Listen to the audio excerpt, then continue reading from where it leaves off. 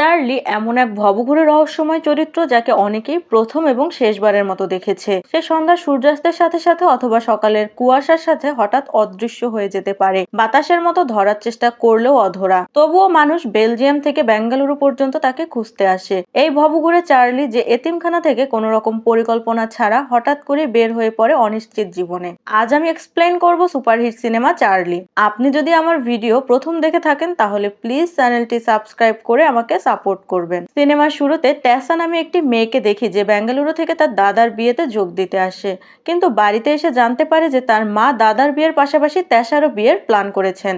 এই খবর শুনে সেদিন রাতেই তেশা বাড়ি থেকে পালিয়ে যায়। সারা রাত তেশা একটি ট্রাকে জার্নি করে। হঠাৎ করে ট্রাক চালক বলে যে তিনি এবার ভিন্ন পথে যাবেন, তাই তেশাকে এখানে নেমে যেতে হয়।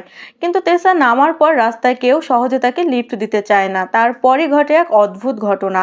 একজন স্কুটি চালক এসে তেশাকে লিফট দেয় এবং তার বন্ধুর ফ্ল্যাটের সামনে নামিয়ে দিয়ে চলে যায়। আমরা স্কুটি চালকের মুখ দেখি না। এদিকে তেসার মা তেসাকে ফোন করলে তার মাকে মিথ্যা বলে। সে তার মাকে বলে সে এখন পার্লারে আছে। এরপর সে ফোন বন্ধ করে সিম কার্ড পরিবর্তন করে ফেলে। তেসা তার বন্ধুকে কয়েকদিনের জন্য একটি ঘর ভাড়া খুঁজে দিতে বলে। সে বন্ধু তার পরিচিত একজনকে অনুরোধ করে একটি ঘরের ব্যবস্থা করতে। উসমান নামের এক লোকের মাধ্যমে একটি ঘরের ব্যবস্থা হয়। এরপর উসমানের একজন লোক এসে তেসাকে সেই ভাড়া করা ঘরের সামনে নামিয়ে দিয়ে যায়। তখন তেসা সেই ঘরে যায় এবং সে ঘরের সবকিছু অদ্ভুত লাগতে থাকে, কারণ ঘর একদম এলোমেলো ছিল, ঘরে কেউ ছিল না। একটু পর দরজা নক না করে হঠাৎ এক লোক ছাগল নিতে ঘরে ঢুকে পড়ে। তখন তেসা উসমানকে ফোন করে বলে কাউকে পাঠিয়ে ঘর পরিষ্কার করানোর ব্যবস্থা করতে। উসমান বলে আজ পাঠাবেন, কাল পাঠাবেন, কিন্তু কেউ আসে না। তাই তেসা নিজেই পরিষ্কার করার সিদ্ধান্ত নেয়। ঠিক তখনই ঘরের ল্যান্ডলাইন ফোন বেজে ওঠে। এটি ছিল আগের ভাড়াটিয়ার ফোন। তার নাম চার্লি। এই রহস্যময় ব্যক্তি তার সব জিনিসপত্র রেখে চলে গেছে, কিন্তু সে এখন কোথায়? তখন চার্লি ফোনে বলে যে এই জিনিসগুলো যতদিন সে এখানে ছিল ততদিন তার ছিল, এখন তেসা এখানে থাকছে তাই এগুলো তেসার হয়ে গেছে। সে চাইলে রাখতে পারে, চাইলে ফেলে দিতে পারে। তখন অন্য আরেকটি আশ্চর্যজনক ঘটনা ঘটে। তেসা ফোন রেখে দেওয়ার পর সে শুনতে পায় যে ফোনের অপর প্রান্তে বাজতে থাকা গানটি বাইরে এক বাড়ির ছাদ থেকে বাজছে। এরপর টেসা যখন ঘর পরিষ্কার করছিল ধীরে ধীরে আবিষ্কার করে যে এই ঘরের প্রতিটি কোণেই চমৎকার শিল্পের ছোঁয়া লুকিয়ে আছে। এক পর্যায়ে সে একটি স্কেচ বুক খুঁজে পায় যেখানে অনেক মানুষের ছবি আঁকা আছে। টেসা স্কেচ বুক খুলে দেখে ছবিগুলো এলোমেলোভাবে সাজানো। সেখানে একটা ঘটনা স্কেচ করা ছিল। ঘটনাটি ছিল এক রাতে যখন চার্লি বাড়িতেই ছিল। তখন একজন চোর পানির পাইপ বেয়ে ঘরে ঢোকে, কিন্তু অগোছালো পরিবেশ দেখে সে প্রথমে ভয় পেয়ে যায়। তারপর চোর দেখে বাড়ির মালিক শোবার ঘরে ঘুমাচ্ছে। সে নিশ্চিন্তে চুরি করার চেষ্টা করে, কিন্তু কিছুক্ষণ পরে বুঝতে পারে যে ঘরে আসলে অন্য কেউ নেই, অথচ লোকটি কারোর সাথে কথা বলে হাসছিল। এক পর্যায়ে চার্লি চোরটিকে ধরে ফেলে এবং হেসে ওঠে। সে চোরকে রান্নাঘর থেকে খাবার নিয়ে আসতে বলে। দুজনে একসঙ্গে ড্রিঙ্কস করে এবং খাবার খাওয়ার পর চার্লি বলে আজ রাতে আমি তোমার সঙ্গে চুরি করতে যাব। তারপর তারা দুজন একটি সাইকেলে চড়ে একটি বাড়ির সামনে এসে দাঁড়ায়। তারা দুজন মিলে বাড়ির ছাদে ওঠে। চোর যখন একটি ছাউনি সরিয়ে দেখলো তখন তার চোখে পানি এসে গেল। সে তাড়াতাড়ি সে জায়গাটি ঢেকে দিল। সে বলে এখানে চুরি করা ঠিক হবে না, অন্য ঘরে চলো। তখন চার্লি কৌতূহল হয়ে বলে দেখি তো কি হয়েছে। তারপর তারা দুজন নিচে তাকিয়ে যা দেখলো তাতে তারা চমকে উঠল, কিন্তু তারা আসলে কি দেখেছিল সেই প্রশ্নের উত্তর স্কেচবুকে নেই, কারণ এই জায়গাতে স্কেচটি শেষ হয়ে গেল। নোটবুকের বাকি পৃষ্ঠাগুলো বোঝা খুব কঠিন ছিল। তেসা পুরো ঘর তন্ন তন্ন করে খুঁজে দেখলো, কিন্তু আর কোনো স্কেচ পেল না। কিন্তু তার কৌতূহল অনেক বেড়ে গেল। এখন তাকে জানতেই হবে যে চার্লি ও চোর সেখানে কি দেখেছিল। সারা দিন রাত খোঁজার পর ক্লান্ত হয়ে খাওয়া দাওয়া করে সে ঘুমিয়ে পড়ে। তখন সে হঠাৎ চার্লির একটি ছবি খুঁজে পেল। পরের দিন তেসা যখন আবার ঘর পরিষ্কার করছিল তখন সে বুঝতে পারল যে ঘরের প্রতিটি জিনিসই বেশ রহস্যময় ও আকর্ষণীয়। তাই সব জিনিস ফেলে দেওয়া যাবে না, শুধুমাত্র অপ্রয়োজনীয় জিনিসগুলো ফেলে দিতে হবে। সে সেসব অপ্রয়োজনীয় জিনিস ফেলে দিতে চাইছিল, তা পরিষ্কার করতে লাগলো। ঠিক তখনই তার বন্ধু বাড়িতে আসলো। তেসা তার বন্ধুকে সেই রহস্যময় গল্পটি বলে আর বলে আমি এর শেষ না দেখে শান্তি পাবো না। তার বন্ধু চলে যাওয়ার পর তেসা স্কেচে আঁকা সেই চোরকে ফেরিঘাটে দেখতে পেল। চোর তখন পুলিশের কাছ থেকে পালিয়ে যাচ্ছিল। তেসা কিছু বলার আগে চোর দৌড়ে পালিয়ে গেল। তখন তেসা চার্লির ছবিটি নিয়ে উসমানের পাঠানো ছেলেটির কাছে গেল। ছেলেটি বলল এই লোকটা অসাধারণ একজন মানুষ, আর তার স্কুটার ছিল আরো আশ্চর্যজনক, কিন্তু তাকে কোথাও পাওয়া যাবে এটা কেউ জানে না। এরপর তেসা বাকি স্কেচগুলো দেখে জানতে চাইলো সে কি এদের কাউকে চেনে। ছেলেটি দুজনকেই চিনতে পারলো। এরপর লোকটি তেসাকে উসমানের বাড়িতে নামিয়ে দিয়ে চলে গেল। তেসা উসমানকে আগে সেখানে যে ছিল তার ব্যাপারে জিজ্ঞাসা করলো, কিন্তু কিছুই জানতে পারলো না। এরপর যখন উসমানকে স্কেচের গল্প সম্পর্কে জিজ্ঞাসা করলো, তখন উসমান বলল, এই গল্প জানার কোনো কারণ নেই, সে সেদিন আমার বাড়িতে এসেছিল এবং এই দেওয়ালে আঁকছিল, কিন্তু এরপর কি হয়েছিল আমি জিজ্ঞেস করিনি, সেও বলেনি। তুমি কেন গল্পের বাকি অংশ জানতে চাও? এরপর তেসা অবাক হয়ে দেখলো কি চমৎকার ছবি দেয়ালে এঁকেছে। এরপর তেসা উসমানকে জিজ্ঞাসা করলে, চার্লি এখন কোথায়? আপনি কি জানেন? উসমান বলে, এটা কেউ বলতে পারে না, শুধুমাত্র সেই জানে কখন আসে কখন যায়। সে বাতাসের মতো উড়ে বেড়ায় এখানে ওখানে, তার কোনো ফোন নাম্বার নেই, কোনো ঠিকানা নেই। তবে হ্যাঁ, যদি চার্লি এখানে আসে তাহলে সে প্রথমে ডেভিডের কাছে যাবে, তারপর সেখান থেকে অন্য কোথাও। দিনে দিনে তেসার চার্লির সাথে দেখা করার এবং তাকে জানার ইচ্ছা আরো বাড়তে থাকে।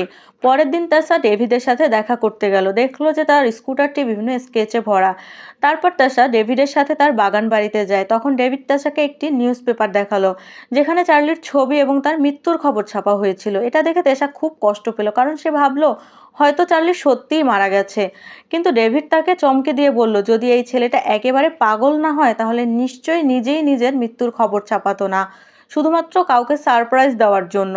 সেই দিন চার্লির জন্মদিন ছিল, আর চার্লি সবাইকে চমক দিতে পত্রিকায় নিজের মৃত্যুর বিজ্ঞাপন দিয়েছিল। এরপর ডেভিড তাকে প্রচণ্ড মারে। এই ধরনের পাগলামি সে মেনে নিতে পারছিল না, কারণ সবাই চার্লিকে অনেক ভালোবাসতো। কেউই এই চার্লিকে ঘৃণা করতে পারতো না। চার্লির উদ্দেশ্য ছিল তার মৃত্যুর পর সবাই তাকে কতটা মিস করবে সেটা নিজে একটু দেখবে আর সবাইকে দেখানো। এরপর সেদিন রাতে সবাই অনেক মজা করে। ডেভিড তেসাকে বলে, দেশ বিদেশ থেকে অনেক মানুষ আমার কাছে আসে চার্লিকে খুঁজতে, কিন্তু এই প্রথম কোনো মেয়ে তাকে খুঁজতে এসেছে। এরপর তেসা তার গাইড নিয়ে মাতাই নামের একটি লোকের কাছে গেল। তেসা যখন তার স্কেচটি দেখালো তখন মাতাই প্রথমে কিছুই স্বীকার করতে চাইলো না। তারপর তেসার অনেক অনুরোধের পর মাতাই চার্লির সম্পর্কে বলতে রাজি হলো। মাতাই বলল যে তার মা ছিলেন চার্লির পরিচিত, তারা শুধু একবারই দেখা করেছিল, সেই প্রথম ও শেষবার। সেই রাতে মাতাই যখন জুয়া খেলে বাড়ি ফিরছিল তখন রাস্তার মাঝখানে চার্লির সঙ্গে দেখা হয়। এরপর মাতাই যখন বাড়িতে ফিরে আসে তখন দেখলো চার্লি তার বাড়ির ভেতর বসে আছে। মাতাই অবাক হয়ে দেখলো চার্লি তার অসুস্থ মেয়ে ও স্ত্রীকে জাদু দেখিয়ে আনন্দ দিচ্ছে, তাদের সাথে খেলছিল। এটি দেখে মাতাই খুবই খুশি হয়। এরপর চার্লি মাতাইকে গাড়িতে করে সমুদ্রের দিকে নিয়ে গেল। গাড়িতে তখন আরেকজন নারীও বসেছিল। আজ তার ইচ্ছে হয়েছে মাঝ সমুদ্রে জলপরি দেখবে, তাই চার্লি তাকে জলপরি দেখাতে নিয়ে যাচ্ছিল। কিন্তু মাতাই প্রথমে আপত্তি জানায়। সে ভেবেছিল চার্লি এই মেয়েটিকে নিয়ে খারাপ কিছু করতে এসেছে, কিন্তু চার্লি তার ভুল ভাঙিয়ে দিয়ে বলল যে সে এই নারীকে এখানে এনেছে তার শেষ ইচ্ছা পূরণ করতে। এই মেয়ের নাম ছিল মেরি। মেরির একমাত্র ইচ্ছে ছিল সে সমুদ্রের মাঝে একটি জলপরি দেখতে চায়। তখন চার্লির কথা শুনে মাতাই আরো অবাক হলো। এরপর তারা একসাথে একটি সুন্দর সাজানো নৌকায় করে সমুদ্রে গেল। মারিয়াম একটু মদ পান করার পর সে দূরে আরেকটি অদ্ভুত সাজানো নৌকা দেখলো এবং আনন্দে আত্মহারা হয়ে গেল। ভেবে নিল এটি একটি জলপরি। সেদিন ছিল মারিয়ামের জন্মদিনও। তখন রাত 12টা বাজলো, আর চার্লি তার জন্য একটি মাছ ভেজে এনে কেকের বদলে সেটি কাটতে বলে। এরপর চার্লি বলে, জীবন উপভোগ করতে শেখো, তাহলে দেখবে সবকিছু বদলে যাবে, অশ্রু হাসিতে বদলে যাবে, দুঃখ সুখে পরিণত হবে। তারপর তারা নাচ গান করে মজা করলো। শেষে মারিয়াম একা দাঁড়িয়ে সমুদ্রের দিকে তাকিয়েছিল, আর এই ফাঁকে চার্লি মাতাইকে মারিয়ামের জীবনের করুণ কাহিনী শোনাচ্ছিল। চার্লি বলল, বিয়ের পর থেকেই মারিয়ামের স্বামী তাকে দিয়ে পতিতাবৃত্তি করাতো। সে অনেক বছর ধরেই অন্ধকার জগতে ছিল, আর আজ সে এমন একটি রোগে আক্রান্ত যার কোনো চিকিৎসা নেই। সে এইডস রোগে আক্রান্ত। মারিয়াম বেশি দিন বাঁচবে না, তাই আমি তার শেষ ইচ্ছা পূরণ করার চেষ্টা করছি। এই সময় হঠাৎ চার্লি বিকট শব্দে চমকে উঠে দেখলো যে মারিয়াম নৌকায় নেই, সে সমুদ্রে লাফিয়ে পড়েছে। চার্লি সঙ্গে সঙ্গে সমুদ্রে ঝাঁপ দিয়ে মারিয়ামকে বাঁচানোর জন্য, কিন্তু অনেক খোঁজার পরও তাকে কোথাও খুঁজে পেল না। পরদিন ডেভিড তেসাকে ফোন করে জানালো যে চার্লি ফিরে এসেছে। এই খবর শুনেই তেসা দেরি না করে বাসা থেকে বেরিয়ে পড়লো, কিন্তু রাস্তায় প্রচন্ড যানজট ছিল। তেসা আর অপেক্ষা না করে দৌড়াতে শুরু করলো। অবশেষে সে সেই হোটেলে পৌঁছালো যেখানে চার্লি ছিল। হোটেল ম্যানেজার তেসাকে দেখে হাসি দিল। এরপর ম্যানেজার তেসাকে রুম নাম্বার 66-এ যেতে বলল। তেসা কিছুই না জেনে রুম 66-এর সামনে গিয়ে দাঁড়ালো। তখন একজন অচেনা লোক দরজা খুললো এবং তাকে ভেতরে ডাকলো। ঠিক তখনই চার্লি তেসার পাশ দিয়ে চলে গেল।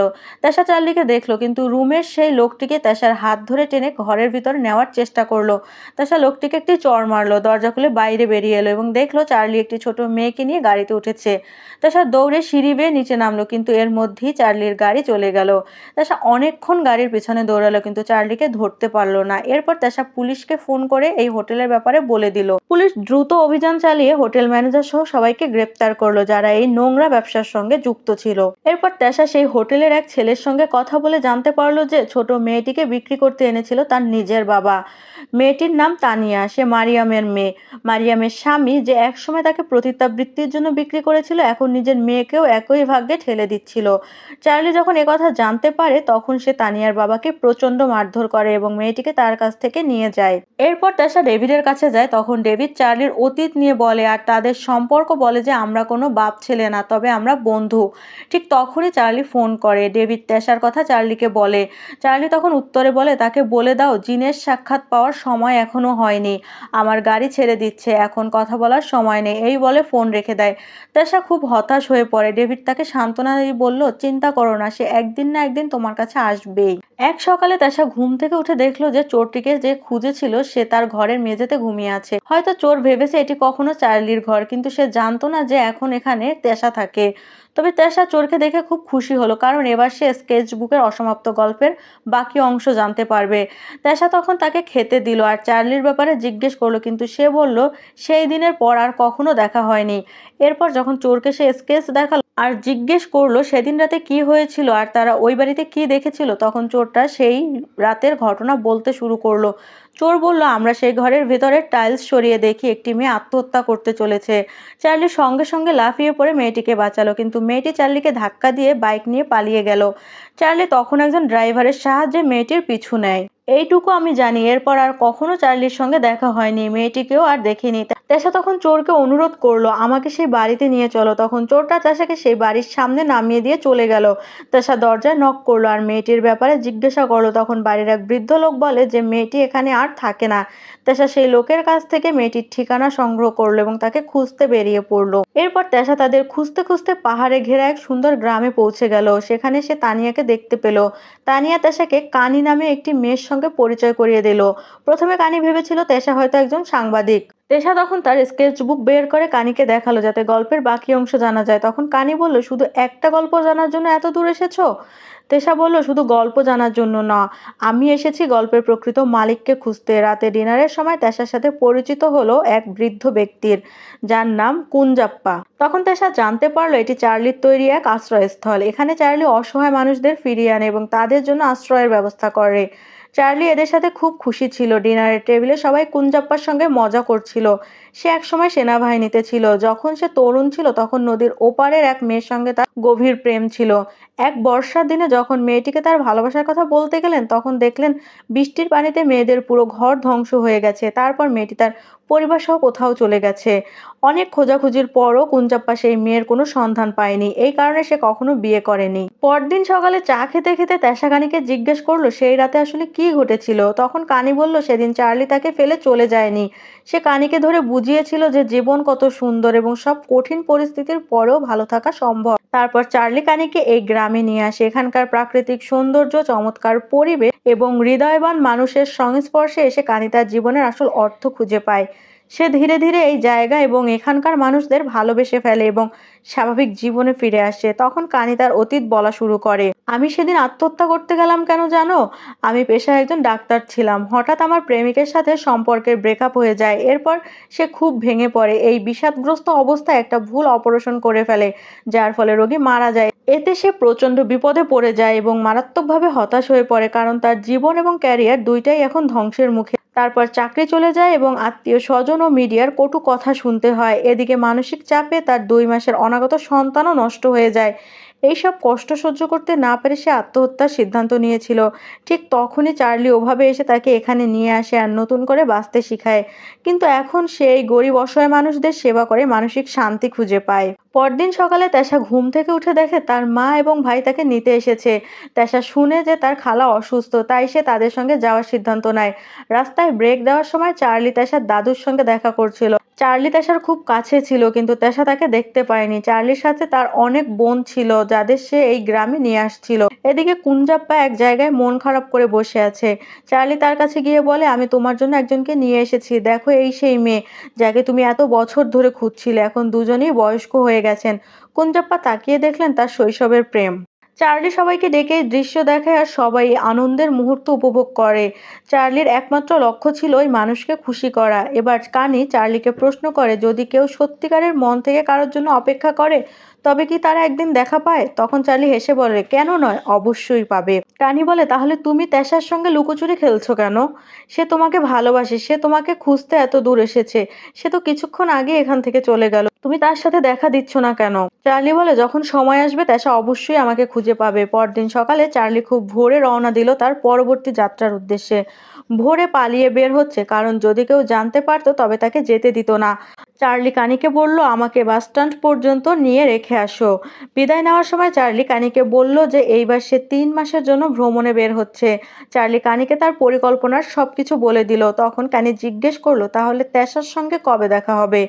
এরপর চার্লি হেসে বলল, যে মেয়ে আমাকে এত খুঁজেছে তার সঙ্গে কি আমি সাধারণভাবে দেখা করতে পারি? আমাদের দেখা অবশ্যই বিশেষ হবে। ঠিক তখনই বাস চলে এলো। বাসে ওঠার সময় চার্লি কানিকে বলল, যদি তেশার সঙ্গে কথা হয় তাকে বলবে সে কখনো পুরম উৎসব না দেখে থাকলে কাল যেন সেখানে যায়। আমি ওই ভিড়ের মাঝেই থাকবো, যদি পারে আমাকে খুঁজে বের করুক। এরপর পুরম উৎসবের দিন তেশা সেখানে যায় এবং একটি ম্যাজিক শোতে চার্লির সঙ্গে দেখা হয়। তখন তেশা চোখের সামনে চার্লিকে দেখে নির্বাক হয়ে যায়। এরপর চার্লি ও তেশা একসঙ্গে একটি দোকানে বসে কথা বলতে যায়। কিন্তু অবাক করার মতো বিষয় হলো, তেশা নিজের পরিচয় দেয় শ্রুতি নামে। তেশা দেখতে চেয়েছিল চার্লি কি সত্যিই তাকে চিনতে পারে কিনা। তখন চার্লি শ্রুতি নাম শুনে একটু হতাশ হলো। সে যেন সত্যিই টেশার জন্য অপেক্ষা করছিল। চার্লি বলল, সত্যি তুমি টেশা? তখন টেশা বলল, না, আমি টেশাকে চিনি না। তখন চার্লি বলল, আচ্ছা, তাহলে আবার কবে দেখা হবে? কখনো দেখা হলে চিনব কিনা? তাহলে চলো একটা ছবি তুলে রাখি। তখন চার্লি একটি ছবি তুললো এবং সেটি টেশার হাতে দিয়ে হুট করে চলে গেল। এরপর টেশা ছবি দেখে আশ্চর্য হয়ে গেল, কারণ এই ছবি আজকের নয়, এই ছবিটি সেই প্রথম দিনের, যেদিন সে এক স্কুটি চালকের পিছনে লিফট নিয়েছিল। আর সেই স্কুটি চালক আর কেউই নয়, চার্লিই ছিল। টেশা আবার চার্লিকে খুঁজতে শুরু করলো সেই ভিড়ের মাঝে, কিন্তু তাকে আর দেখতে পেল না। একটু পর হঠাৎ চার্লি ঠিক তার সামনে এসে দাঁড়ালো। আর চার্লি হাসতে হাসতে বলল, শ্রুতি, কেমন লাগছে এই উৎসব? তখন টেশা চিৎকার করে বলল, আমি টেশা। এরপর চার্লি ও টেশা একসঙ্গে যাত্রা শুরু করে তাদের ভবঘুরে নতুন জীবনের পথে। আমরা দেখতে পাই তারা একে অপরের প্রেমে পড়েছে। এখন তারা দুজন একসাথে ঘুরে বেড়াবে দুনিয়া জুড়ে। এই সুন্দর রোমান্টিক মুহূর্তের মধ্যে দিয়ে সিনেমার সমাপ্তি ঘটে। আজ এই পর্যন্ত। ভিডিওটি কেমন লাগলো অবশ্যই কমেন্ট করে জানাবেন, আর ভালো লাগলে লাইক করে দিবেন। পরবর্তী ভিডিও পেতে সাবস্ক্রাইব করে রাখুন। Good bye.